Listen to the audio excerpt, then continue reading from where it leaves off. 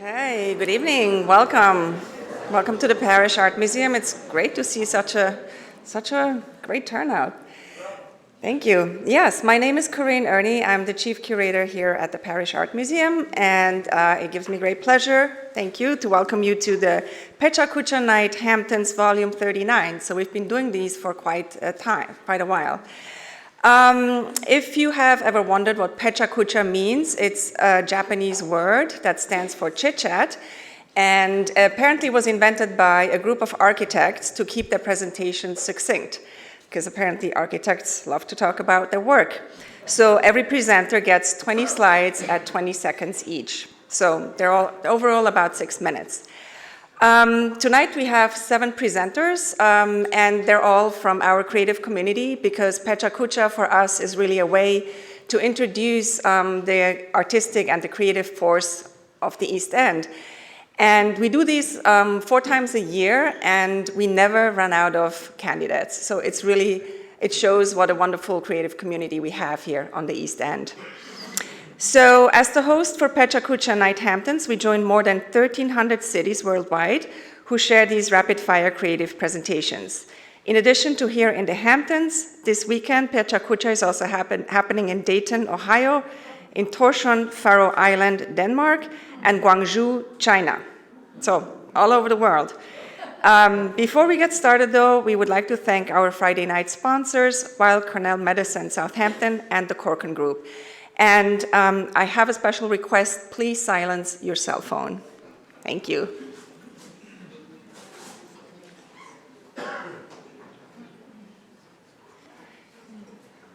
All right. So let's get started with the first presenter. I will do a brief introduction of each of them before they come up here. So Isabella Rupp has been working with glass for over 23 years. Isabella sold out her first solo show in Manhattan, prompting her to move her studio to Southampton to expand her tools and production. This past year, world-renowned glassmaster Narcissus Quagliata invited Isabella and a select group of artists to work directly with him, and he described her work as poetic and evocative. Isabella has studied at the Corning Museum of Glass, the Pilchuck Glass School, Bullseye Glass, and was awarded 2 scholarships from Urban Glass. She has exhibited in museums and galleries and received various honors for her art, which has been reviewed in the New York Times. So please welcome Isabella.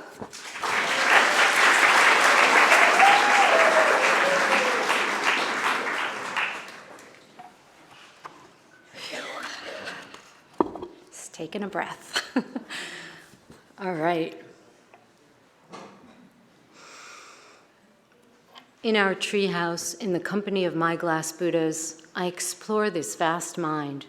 My Buddhist practice inspires my glass practice as I attempt to make the invisible visible.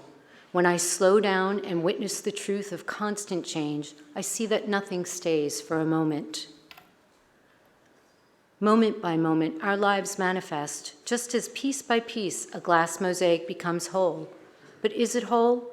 Or is this mosaic a series of parts that appears to be a solid, but in fact is not? And us? Are our lives a series of moments or solid entities? Decades ago, I took 1 year to do everything I was afraid of. First on my list, art. Glass mosaic called. I scored and cut colored glass, freeing pieces to make a new image. I knew I'd found home, and my first glass mosaic, Becoming Isabella, was born. Choosing salvaged windows as my canvas required ongoing scavenger hunts.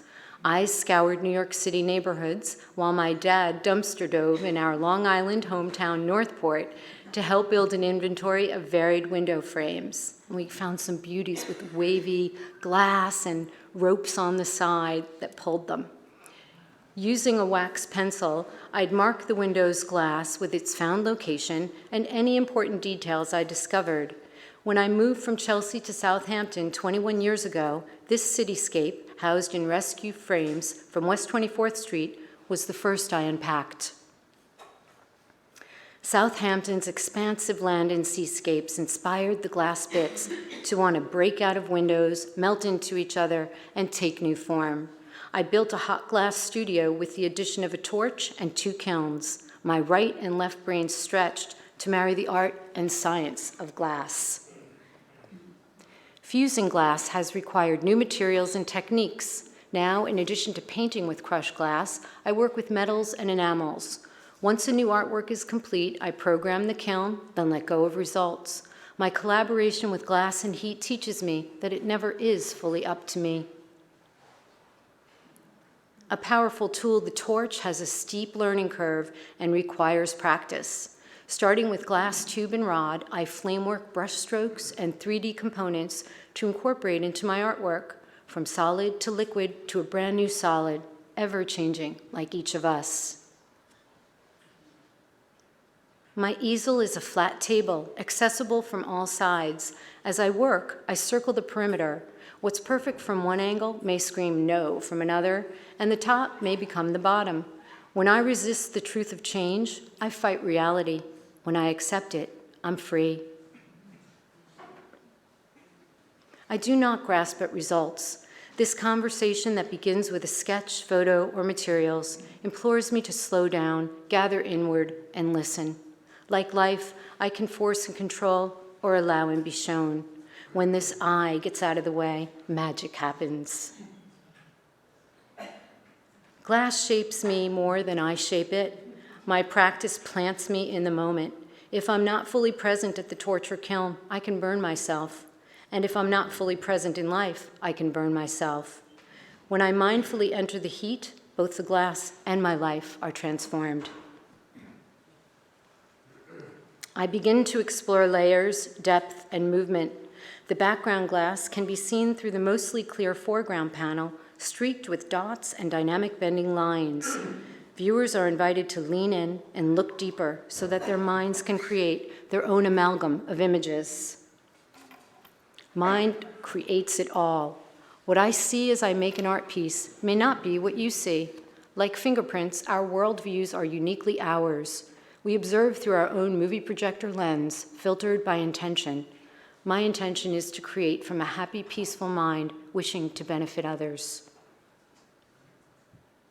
Like me, glass is not static. Ongoing study and testing glass soap in new ways to make distinct palettes and artwork using inventive glass constructions and temperatures. My collaboration with heat and gravity continues. I catch and ride the wave of moment-by-moment revelation. My hands master and manifest my sketchpad imaginings into glass paintings and sculpture that can hang on walls, mount within windows, and live outside in all temperatures. Enduring yet delicate, properly fused glass can last 1 million years. How's that for archival? These panels, commissioned by Hamptons Float Spa in Watermill, measure 12 feet by 4 feet. Clear glass canvases become underwater worlds with the introduction of bubbles that ensure clients' privacy while natural light and forms flow in. Handmade glass is lit with dimmable LEDs. Light takes form through glass in these outdoor panels, designed to provide both privacy and inclusion. They mingle with blazing fall colors and winter white, opacify with morning mist, and bathe in sun and moonlight. Like us, they interconnect with all of their surroundings. Even though I can't stop time, I still want to freeze frame moments. When that light transforms glass, when love strikes my heart, when the handmade frame is the perfect touch. Every breath is a small birth and death. I want to cherish the preciousness of each moment. There is nothing to hold on to. We are all travelers destined for change. Just as one step leads to the next, one glass piece guides the next. My composition evolves, then is fused. I invite heat and gravity to make their mark, then welcome the light to have its ongoing say. Whether I'm creating work for a gallery or museum, a piece for a client's home and property, or a mural for a commercial or public space, I aspire to embrace the fleeting nature of each round of breath and all the ways we interconnect. Without the Parish Art Museum, fellow presenters, each of you, and countless others, this magical evening would not have been possible. Thank you.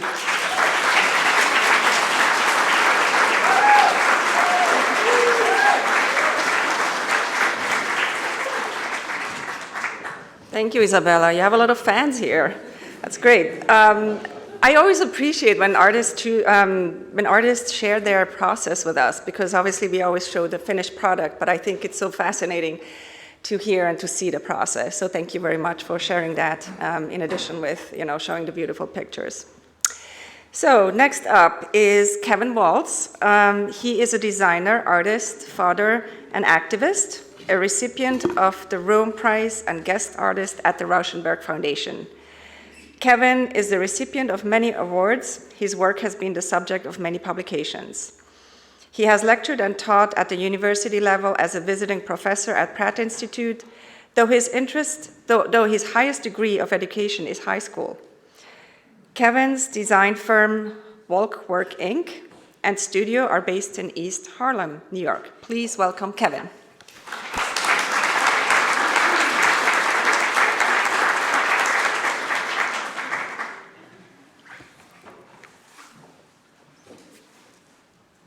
One second.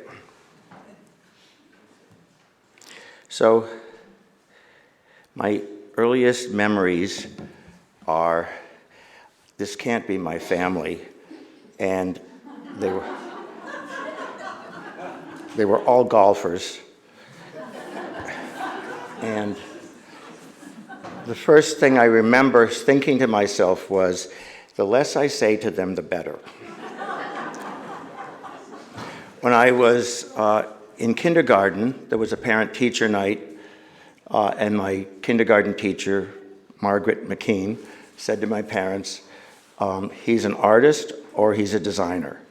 I have no idea which, but that's all he does all day. He's drawing, making, building, but he'll figure it out. And I'm 73 years old. I never figured it out. So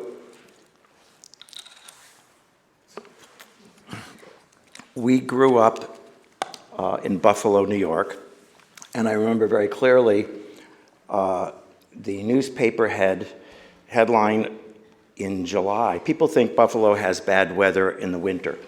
Buffalo has bad weather year-round. And I was cutting the lawn, and the newspaper came in the evening, and the headline for the Buffalo Evening News was, "Sun does not shine 1 minute all July." So I escaped my family in Buffalo that year, and I went to Pratt Institute in Brooklyn, New York, where I studied fine arts. And the third month I was there, I found myself in an empty elevator, which was very rare, with the same person 4 times in one day, and later we were stuck in Union, New Jersey on Route 22 in the middle of the night together, and 4 years later we got married. I went to Pratt for 3 years, and I wasn't happy with how the fine art senior curriculum was, so I quit, which is why my highest degree of education is high school, and I went to an unaccredited school called the New York Studio School. And in the library, 2 students were arguing over an artist's worth, and they had a fist fight. And I thought, I am in the center of the world. So I had my first show of art in a group show at Artist Space, which was right down the street from where we were, and then I was offered a gallery show at 100 Acres Gallery, and somehow that triggered us, my wife and I, into buying a loft on 20th Street. It was 4,000 square feet, and we didn't know what to do, and I said I would figure it out, and I designed it. And by the time we moved in, I had 3 more design jobs, and so I started designing. Hold on. So my the space I designed for our house was covered in a lot of magazines, and that others followed after that. I won the, let's see, the next thing I'd like to tell you is 2 years after the birth of our second child, my wife was diagnosed with stage 4 cancer, and I won the Rome Prize 2 years after her death. And I took my kids and threw them into Italian public schools, and we stayed there 19 years. And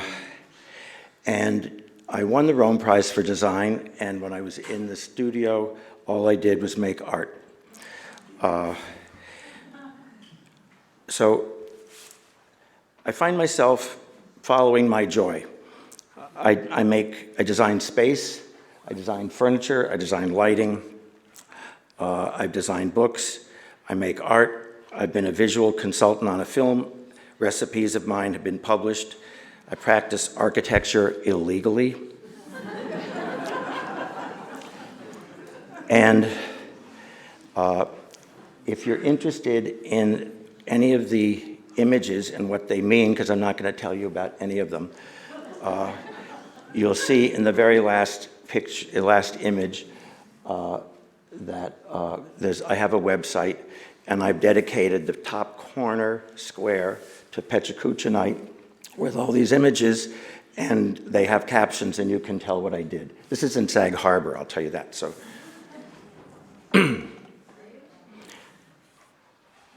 this is my studio during COVID. I don't know what I was thinking.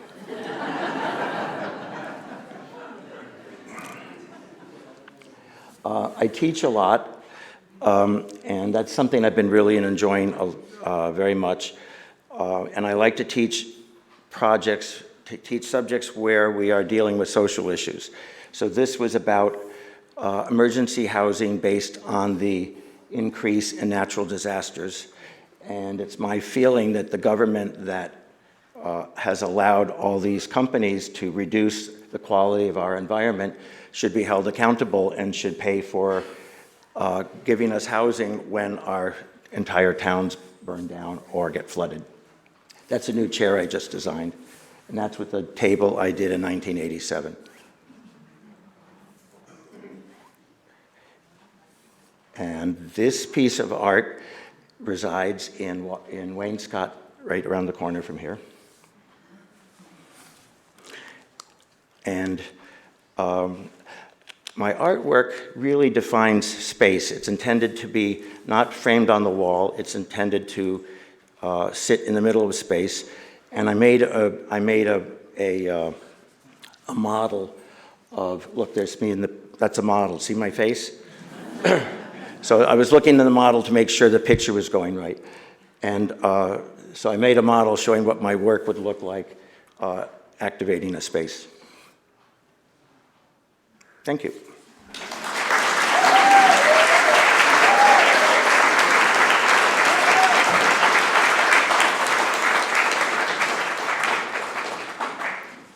Thank you, Kevin, for sharing your work with us. And I don't think you ever need to find the answer whether you want to be an artist or designer. You're great at both. And I actually think design is art, and it's all about finding creative solutions or answers to our lives.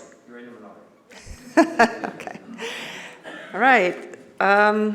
Next, we have Christine Keefe. She is a visual artist whose work includes large oil paintings, photography, printmaking, and more recently, sculpture. Christine received a BFA from the School of Visual Arts in New York in 1985 and has since shown and sold her work on an international scale. Christine currently lives and works between Bridgehampton and New York City. Please welcome Christine.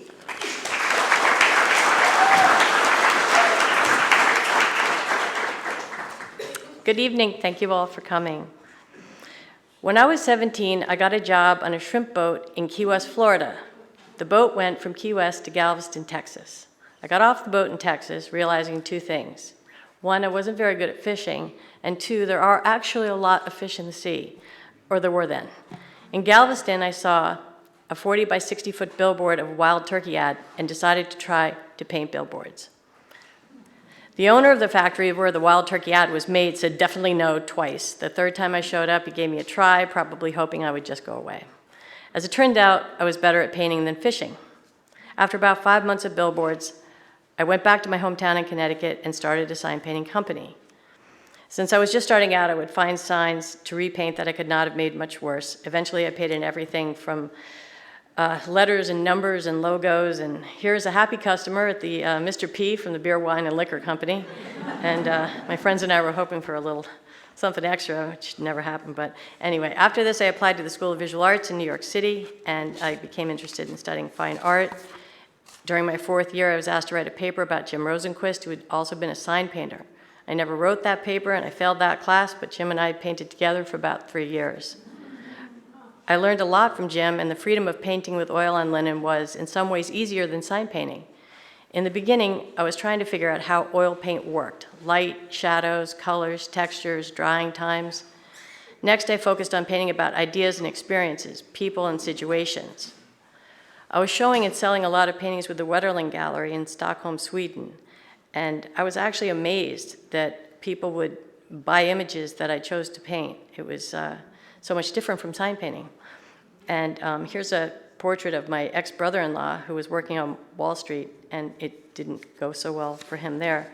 But the clock was easy to paint, or the numbers on the clock, because I'd done so much lettering. Anyway, I was working on a loft in White Street in New York City for so many hours every day, it felt like the world was always going on outside. The people are the penguins. I was just always inside. People would say, come out, and I would say, I can't, I have to paint. I was always painting, anyway. So, and this next painting is a portrait of my best friend who was working across the street at the time at a strip club. She was an amazing tap dancer and is an incredibly generous person. One time, she was tap dancing on the street and made some quick money and split it with me, and we went to go get some food. She didn't even question, like she just split it in half. It was, all I did was stand there, and she was, anyway. Okay, so sometimes the meanings of the painting seep out slowly. I'm still not sure exactly what this one is about. I just really wanted to paint a line, and a dark line on a white background, and some canvas chairs, and I'm still trying to figure it out. It's sometimes paintings are just like that. I just am compelled to paint them. And anyway, around this time, people would take photos of paintings at the art openings and go back to their homes to see if they would work with their couches. And if they did, they would come back and buy the artwork. Once, after returning to my home studio, I realized I had no paintings left or a couch, so I made a couch with a matching landscape. And then also, I thought it would be easier to sell because then they wouldn't even have to leave with it. Anyway, so in 1987, I moved to a shack on the edge of the Everglades National Forest and built a studio. My closest friend there was a pilot, and we did a lot of flying around. The image in the center is a flight instrument called an altimeter. And again, it was easy to letter because I'd done a lot of that. But anyway, it was great to go up in the air so much to see everything from above. So the next painting is about Venus thinking, and I was thinking about female statues and the mythology about them. And I wanted to animate this female icon. I just make her look like she was thinking of something. Anyway, in 1989, I was asked by a well-known art dealer to do 10 8-by-10-foot paintings, but I'd just gotten married and was thinking about starting a family. This is an 8-by-10-foot painting with a self-portrait of me as a photographer and also as a hen with 3 chicks. We did eventually have 3 children after I made this painting, so I guess this is like my version of a vision board. And my kids are here tonight, thank you, and they help with tech and everything, and they're amazing anyway. So around this time, I became determined to use my own photos as source material. I was doing a lot of shooting and printing. I took classes at ICP and the New School and printed a lot of Cibachromes and color negatives. This painting is about going into dark tunnels to find answers and the light that emerges. And there are rear view mirrors attached on the sides there. So the next painting is a painting that was bought by a pediatric nurse who helped me financially when I was starting out, and it reminds me of her kindness. And it's amazing to go visit her sometimes, and she'll be sitting with her painting. And there were a lot of people, actually, that helped me out a lot when I was first starting with rent and supplies and all of that. So anyway, it's all the good things. So this is, here are some nuns on the ropes. I took this source photo for this in Rome. We were all waiting for the Pope to speak, and the ropes came from a boat I was crewing on at the time. This is another seeper. I'm not really sure what this is about. I just felt like these two images really needed to be together. So there it is. Sometimes I use my camera to find one color, like the color red, and then I try to find meaning in that color. I took the photo of these candles in a church in Montecito, California. Red is one of the slowest colors to dry, so I knew that if I painted it quickly, the painting would stay wet until I was done. And so it took 24 hours to paint. And I hang on to this painting to remind me to paint fast. So I made this painting in 2014 for a collector in Canada. It is 6 feet by 14 feet. And I was trying to learn to surf at the time, and I was thinking about how all of the risks we take and the challenges we overcome become our pages and eventually the stories of our lives. The sparks and the chains are what happen along the way. This is a painting of my daughter's eye. I took the photo with an iPad and painted it while I was looking at the image on the screen. It is a wonderful way to see an image. It's great to be able to zoom in and out.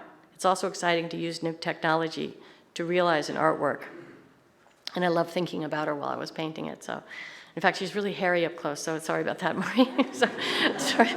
Anyway, so in 2019, I saw two $20 bills on a table and took a photo. When I went to print it, I couldn't get the color right, so I took the digital file to a photo lab in New York City. When I got back their photo, I complained that the colors were still no good. The manager came out and asked if I was the lady with the $20 bill problem. He then said, "Lady, do you think that if we could print perfect $20 bills, we would all be working in a photo lab?"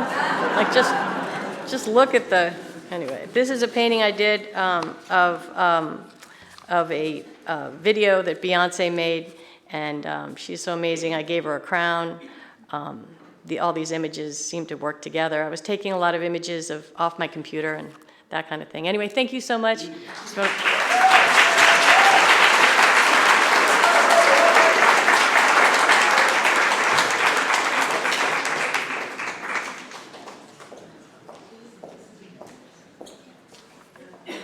Thank you, Christine. I think you've further proved that design and art are not that far apart, and throw in a little bit of surrealism, photorealism, and humor, and you get Christine's work. So thank you. Next is James McMullen, and he is an artist and illustrator who has created images for magazine covers, books, record covers, US stamps, murals, and most well known for over 80 posted for the Lincoln Center Theater. I guess that's posters. McMullen's long fascination with the human figure led him to teach for many years at the School of Visual Arts in New York. James's editorial and poster illustrations have been featured by New York Magazine, the Michael Kors Collection, the Hampton Classic Horse Show, and the New York Times Magazine, among others. James lives and works between New York and Sag Harbor. Please welcome James.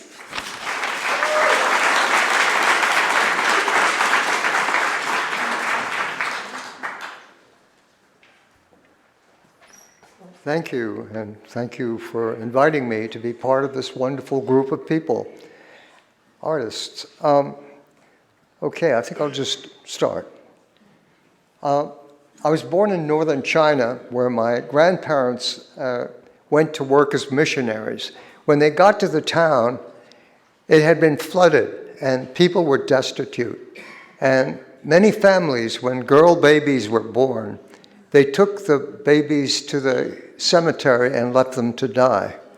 My grandparents went to the cemetery and saved the babies. They taught them the Bible, obviously, English, and embroidery. And selling the embroidery became a way to keep the orphanage going. And actually became a big business.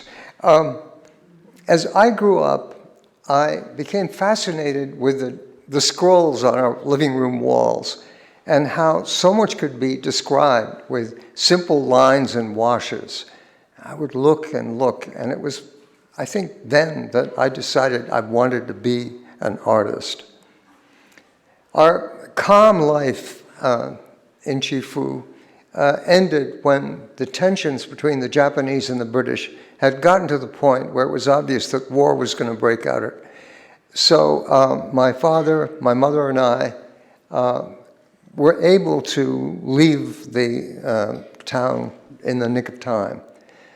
My father joined the British Army. My mother and I traveled to Canada and then to India. And at the boarding school in India, I became aware that my skill at copying heroes from comic books gave me a lot of status.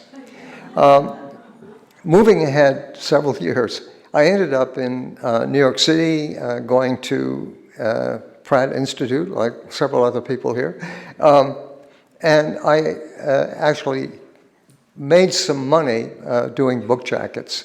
But eventually, I began to do theater posters. And theater posters gave me the opportunity to use my fascination with the expressiveness of the human body. So in almost all my theater posters, and it's now 92, there are huge human bodies.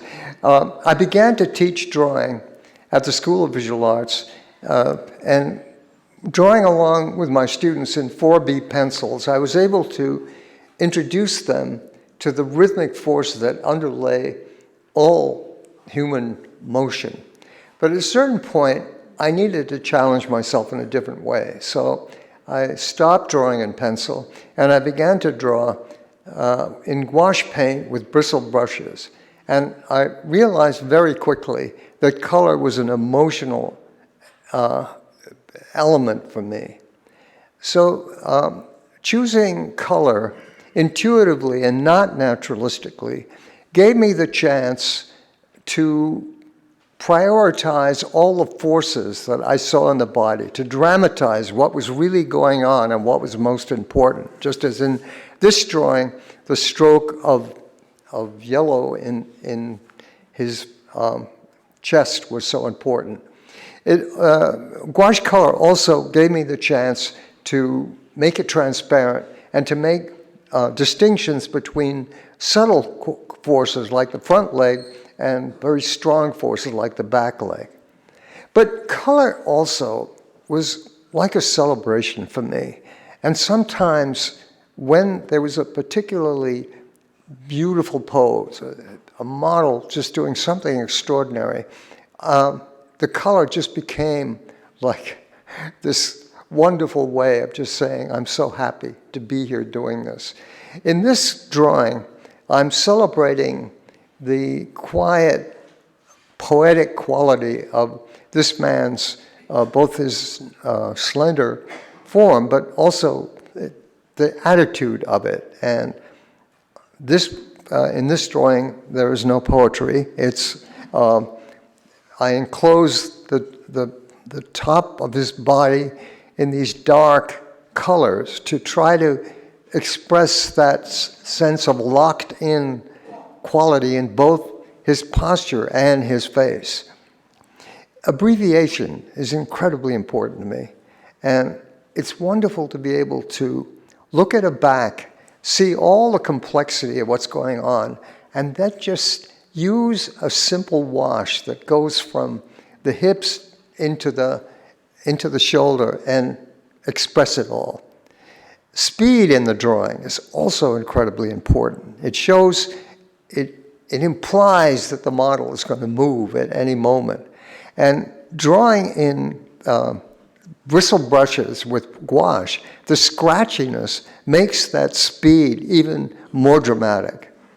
In this drawing, I'm using heavy, dark colors in both his arms crossed and in his brow to try to get at that sense of determination that I just felt so strongly as I looked at him. In this drawing, I use little patches of color in his torso and his pants to show his chunkiness. But when I got to the face, I had to use much more precise strokes because his attitude was so interesting to me in the face. In this drawing, I'm using a lot of color because I just found the strong, elegant posture of this model so extraordinary.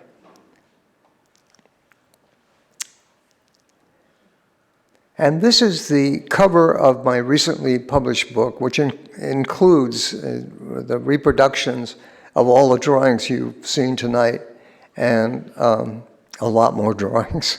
I hope that you've enjoyed this exploration of the life force in drawing the human body. Thank you.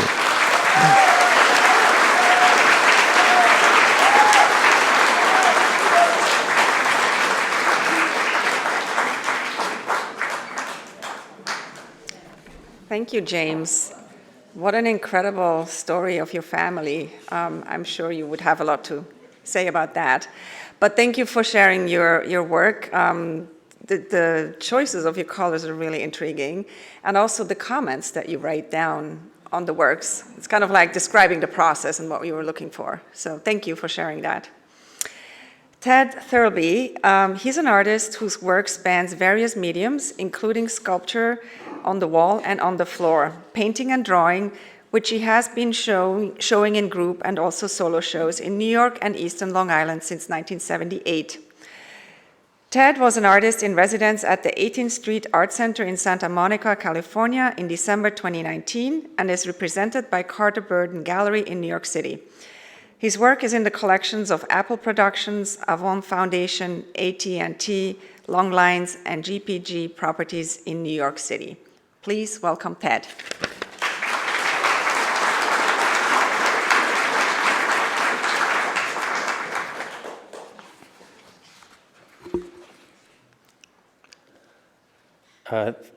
Thanks to the parish for inviting me to present my work, and thank all of you for being here tonight.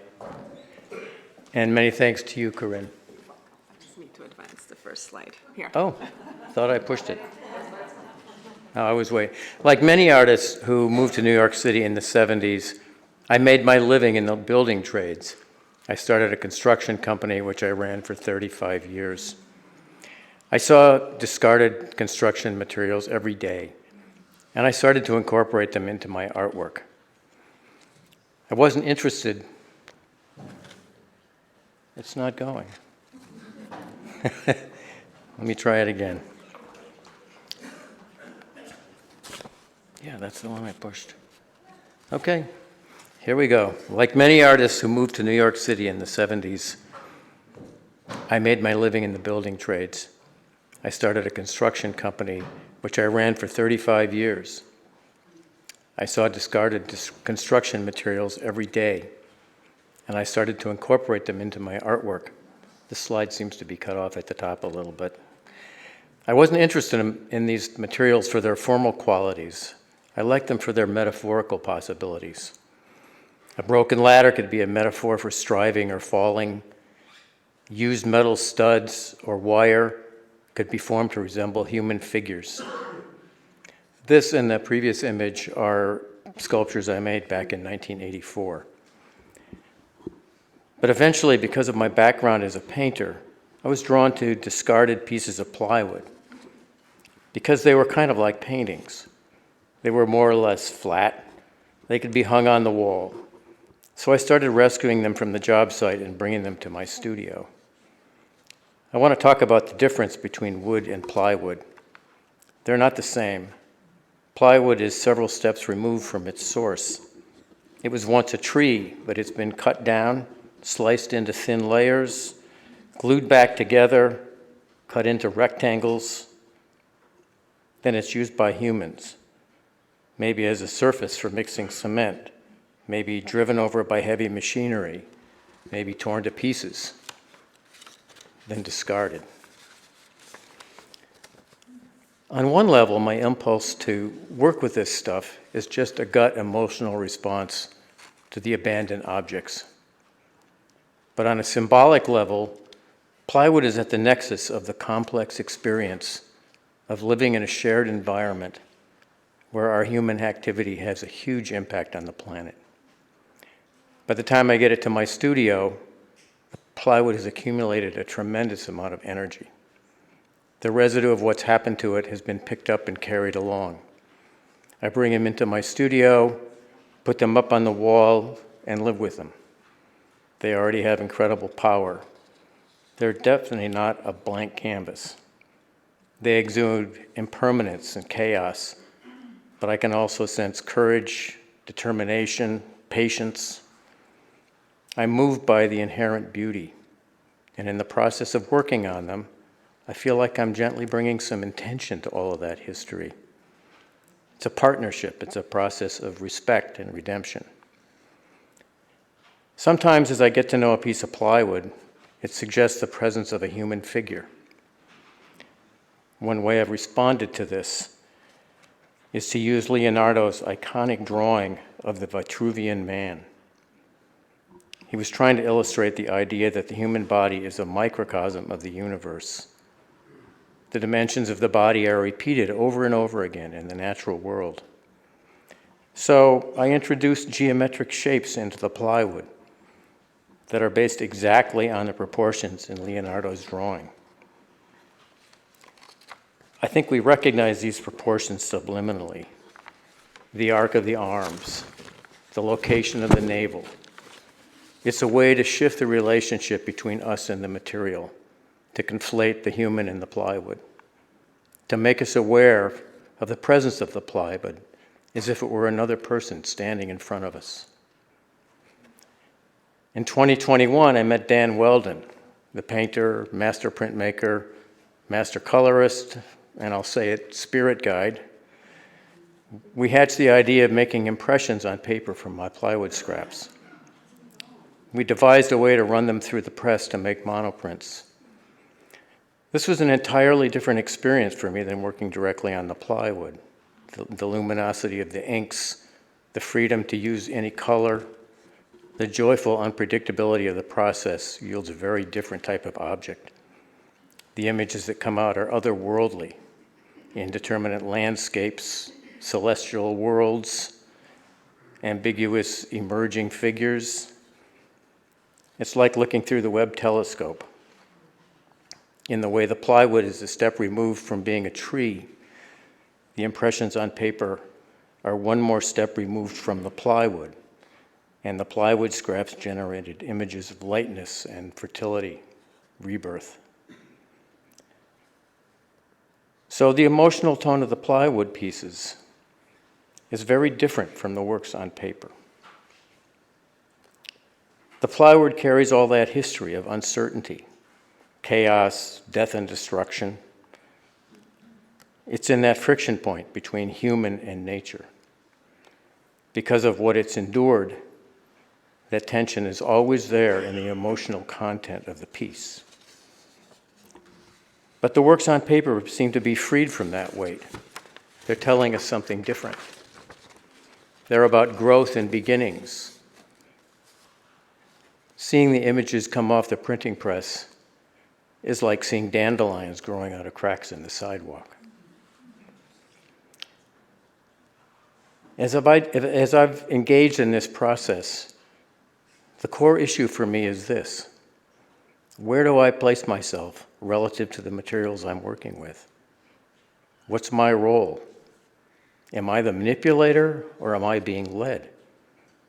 On a larger level, how do all of us relate to the materials in our shared environment? The matter that surrounds us, living or otherwise. My journey has made me understand what the materials have in common. And that is that they have power and they have an agenda.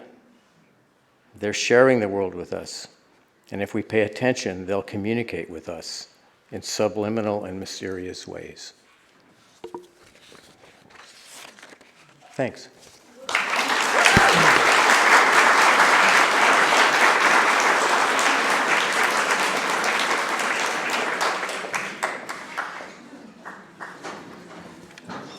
Thank you, Ted. I had the pleasure of seeing your work recently at East End Arts in Riverhead, and I was really struck by the harmonious proportions and forms that you had achieved with really minimal intervention in discarded material and created these amazing artworks. So thank you for sharing that with us. Next is Fukuko Harris. Fukuko was born and raised in Tokyo. She's currently living and working in New York City and Montauk. Fukuko received an MFA from the New York Studio School after finishing undergraduate degrees at Marymount College and Parsons School of Design. Her work has been exhibited in numerous group and two-person shows across the United States and has been featured and reviewed in various publications. In 2018, Fukuko had her first solo exhibition, and in 2022, a two-person exhibition at Marquee Project in Bellport, New York. Please welcome Fukuko.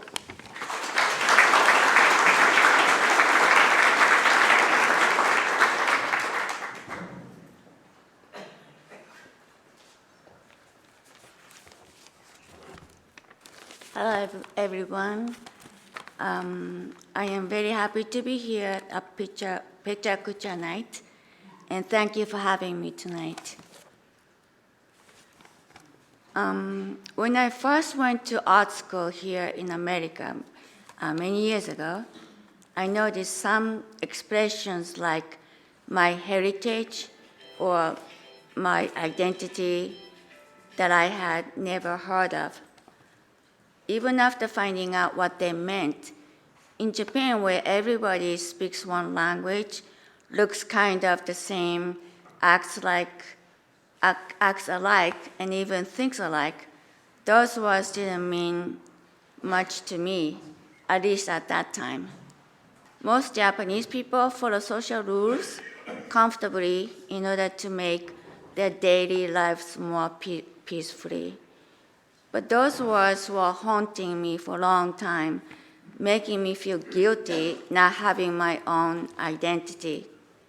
As many of you know, one of the Japanese proverbs says, "The nail that sticks up gets hammered down."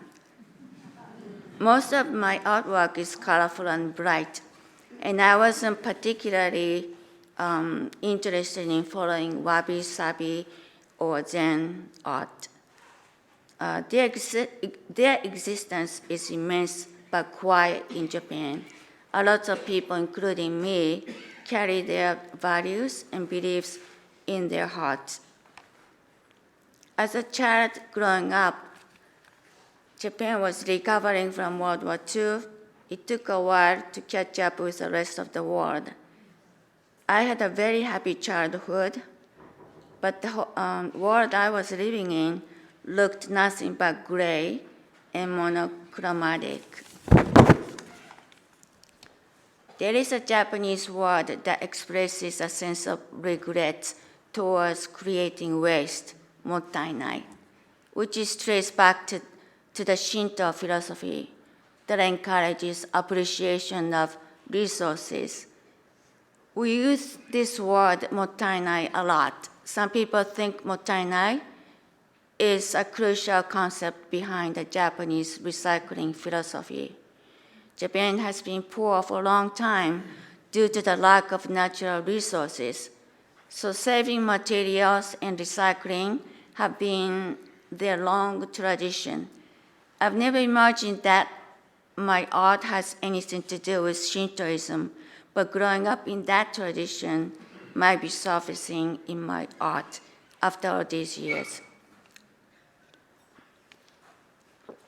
Making art using recyclables is fun and rewarding at the same time. I know the plastic inside the sculpture is not going to disappear, but I can extend its life a little longer as something else, something more interesting or extraordinary. Perhaps it can also change some people's perspectives. As a very young child, I don't remember seeing any children's books anywhere, even at school. So my parents took turns to be the bedtime storytellers. There was no shortage of Japanese folk stories, which was good. My most recent series of sculptures were made tiny tomato cages. One of them is titled after a character from the folk stories. Originally, I had no plan to make them into human figures, but after I kept adding the heroine of Taketori's story, it is the oldest folk story in Japan, written in the 9th century. I think I skipped one page, sorry. Okay. When I started going to kindergarten, which happened to be Catholic with a small church, I believe it was built by American missionaries. There, one day, somebody gave me a small prayer card from the church. It turned out that was one of the most memorable experiences in my early childhood. I discovered colors I had never imagined. There was a Madonna holding a baby rising up to the sky. But the red from her red dress was shockingly bright, vivid, and intense. So was the blue in the blue sky. Fresh colored on Madonna's face and her chestnut color hair, and so on. Those colors are very exciting and made strong impact on me. That small card was indeed my first encounter with art. For the materials, I often use recyclables for my sculptures and mixed media work. For example, the very first slide called Rainbow Pillars you saw a few minutes ago was made out of plastic air pillars for packaging. I carefully separate them into a single pillar, make them into a paper mache, and paint them and stack them all together. Other materials I have used include tomato cages, various shapes of light bulbs, a loofah, aircon filters, a baby boogie board, a moped, and more. Japanese people are very tidy, and they try to save everything they recycle. They try to save everything. Their recycle rate is extremely high. And then I go back to the other page. Okay. Today I feel better finding out that directly or indirectly, that my heritage and identity had some effect and influence on my artwork. Thank you for coming tonight. I hope you like my talk.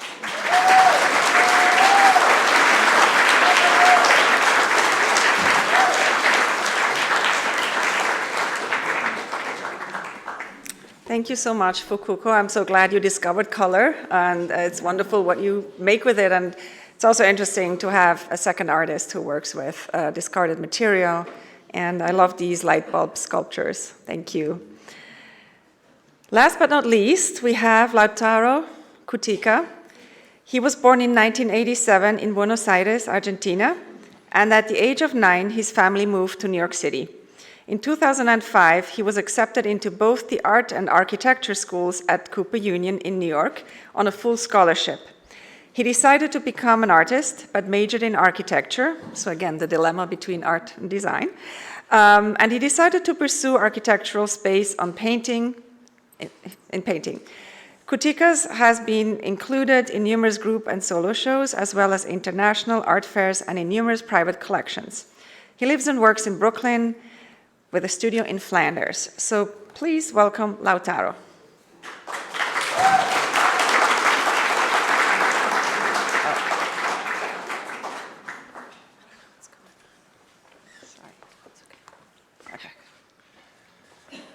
Hello, everyone. It's a huge honor to be here, and especially after seeing the other presentations, I can't help but be flattered to be included. Those were beautiful presentations, very inspiring, so thank you. Just press the button to start, or? It's automatic, okay. So, I was intrigued by the sort of the proposal of this.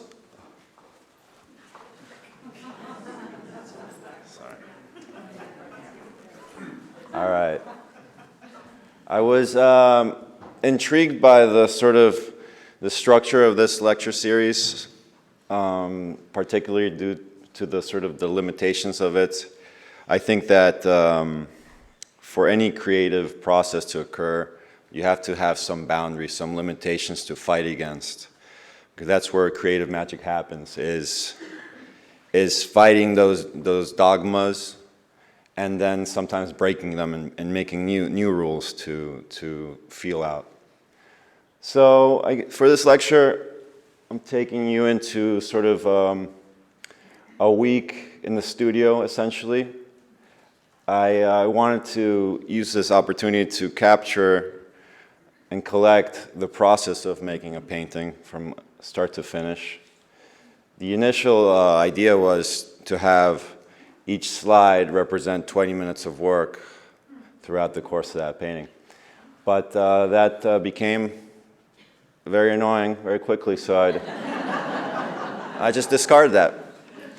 And I think, I fought against that instinct to, stick to it, do what you propose. But then, you realize that sometimes it's better to let things flow.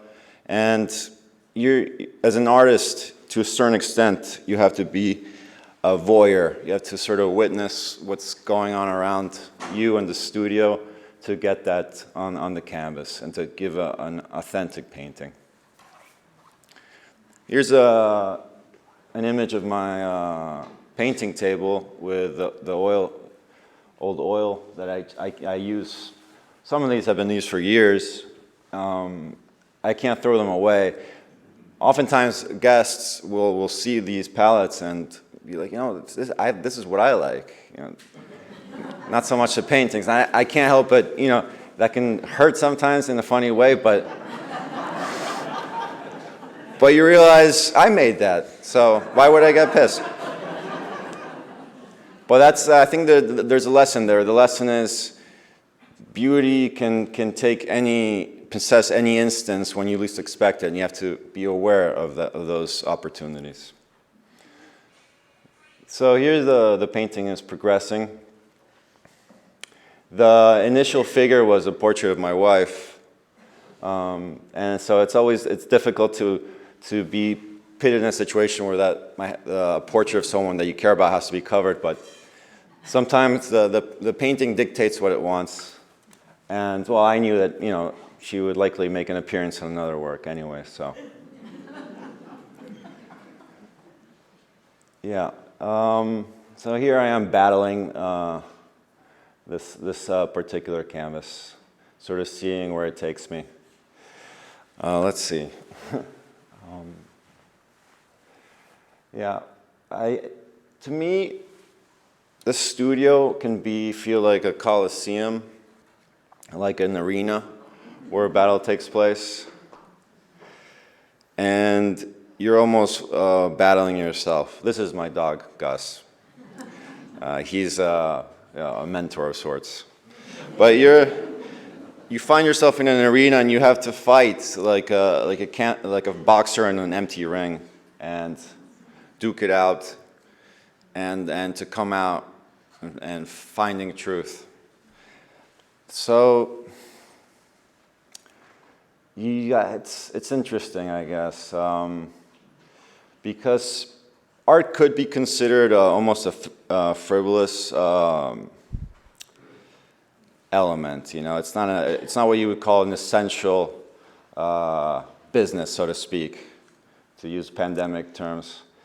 Nevertheless, it's what could be more important than an art piece in my eyes. Art is how we view past civilizations and how this civilization will one day be understood through the artworks that we leave today here. So I think it's important to treat the approach to your work with the same level of intensity.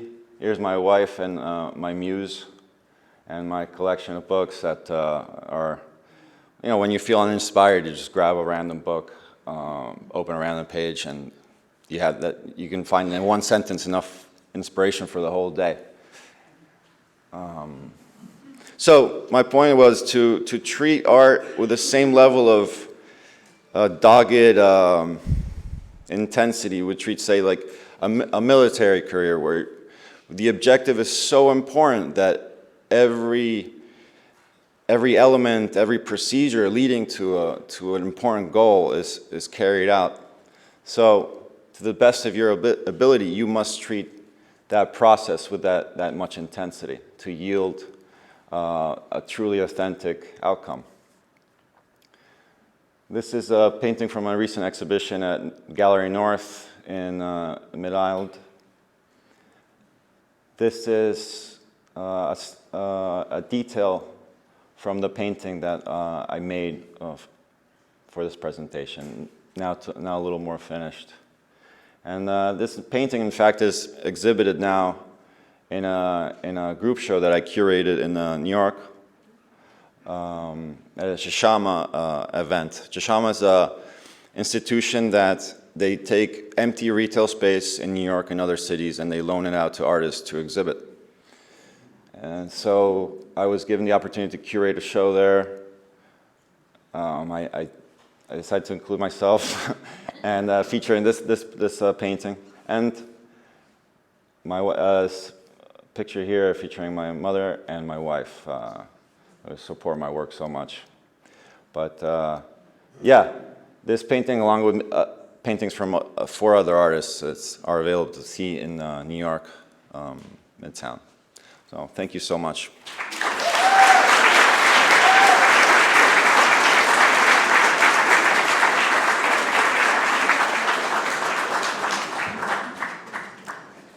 Thank you, Lautaro, so much for sharing your thoughts on being an artist. I know from my work with artists, it's a continuous struggle.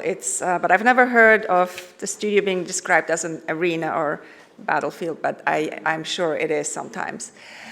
This concludes our presentation for tonight, and please give the presenters another warm round of applause.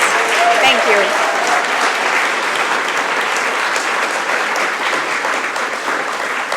Because it does take a lot to present in front of so many people and open up about your work and your passion. So thank you so much.